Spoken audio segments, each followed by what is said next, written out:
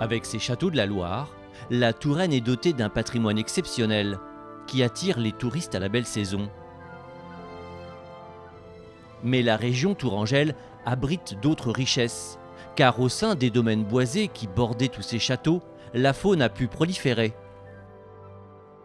Aujourd'hui encore, les espèces animales se déplacent de forêt en forêt. C'est avec cette réalité environnementale en tête que l'aménageur Vinci Autoroute a construit des ouvrages pour permettre aux animaux de pouvoir continuer à se déplacer de part et d'autre de l'autoroute. Ici, au sud de Tours, dans le lieu-dit du Babry, Vinci Autoroute a aménagé, au-dessus des voies, un passage réservé à la grande faune. Ici, nous avons décidé de construire cet écopont, donc ce passage grande faune, pour reconnecter deux boisements qui sont de chaque côté, de part et d'autre de l'autoroute A10. Donc vous avez le boisement qu'on voit ici et l'autre boisement de l'autre côté de l'autoroute A10 qui est de là-bas. Et donc cet ouvrage, ce pont, permet justement de recréer cette continuité et de reconnecter ces deux boisements de chaque côté de l'autoroute A10. Une première action en faveur de la biodiversité pertinente. Ces chasseurs peuvent en attester. Le renard est passé sur cet écopont avec une proie dans sa gueule à plusieurs reprises. C'est, je pense, un chemin entre son garde-manger d'un côté et son terrier. On a le chevreuil qui passe régulièrement. On a même pu identifier des animaux qui se sont vraiment appropriés les lieux et qui passent régulièrement et qui se sont familiarisés avec ce pont. Au-delà de ce passage, Vinci Autoroute mène de nombreuses actions en faveur de la biodiversité. Et cela se vérifie ici au Babry. En bordure des voies, les automobilistes l'ignorent, mais la faune et la flore sont particulièrement choyées, grâce à des dépendances vertes. Ce qu'on appelle les dépendances vertes, donc qui représentent 2/3 des emprises autoroutières, c'est l'équivalent de la surface de Paris. C'est de la végétation. C'est donc un endroit où la biodiversité peut s'exprimer. Ça peut être des forêts, des mares, des pelouses, une variété de milieux très importante qui fait qu'on est de facto un acteur important de la gestion de l'environnement. On s'est engagé dans une démarche zéro phytosanitaire, zéro. Zéro phyto, c'est son petit nom, ça veut dire qu'on essaie de diminuer au maximum tous les usages de pesticides qu'on pourrait avoir pour entretenir l'autoroute.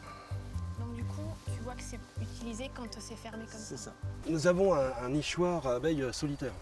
Ces abeilles, elles vont être utiles pour la pollinisation, la biodiversité. De nombreuses abeilles solitaires, parmi les 1000 espèces que l'on trouve en France, ont donc investi les abords de l'autoroute A10. Et ces petits nichoirs, fabriqués avec de simples tubes de carton. Nos dépendances vertes deviennent des refuges pour la biodiversité, pour tout ce qui est papillons. Pour les abeilles, c'est un endroit idéal. On pourrait penser que c'est un peu antinomique de mettre des abeilles à côté de l'autoroute, mais en vrai ici elles n'ont pas de pesticides, donc c'est là qu'elles se développent le mieux. À quelques kilomètres de là, sur l'autoroute A85, au sud de Tours toujours, l'autoroutier a aussi installé 6 ruches. Ces boîtes, ce sont donc les ruches. On peut voir qu'elles sont en activité. Le fait de ravoir des abeilles qui vont polliniser, on va avoir des espèces végétales qui vont se développer, attirer d'autres pollinisateurs. On va recréer une biodiversité, une chaîne alimentaire au niveau des espèces animales. Cette démarche se généralise. Depuis 8 ans, Vinci Autoroute a déjà installé une centaine de ruches sur tout son réseau.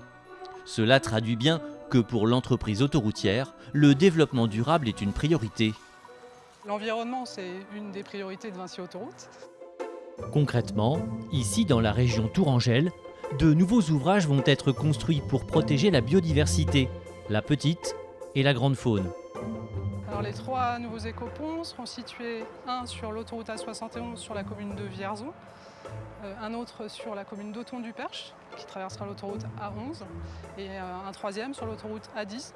Les 3 ouvrages serviront à rétablir des continuités écologiques qui avaient été coupées par la construction de l'autoroute, pour rétablir des standards environnementaux d'aujourd'hui. Les ouvrages seront plus larges que celui-ci, puisque celui-ci fait 12 mètres de large. Les 3 prochains feront 20 mètres de large. Nous serons vraiment propices à laisser passer des grands ongulés, comme on dit, les cerfs par exemple. Mais il y a aussi des tout petits mammifères, voire des insectes, des reptiles, des chiroptères, des chauves-souris. Toutes ces actions pour la préservation des espèces animales sont indispensables, car in fine, c'est aussi l'avenir de l'homme qui est en jeu. Alors certains peuvent dire on met beaucoup d'argent pour des petites bestioles. Oui, sauf que la biodiversité, si on ne fait rien pour elle, l'homme va péricliter de la même manière.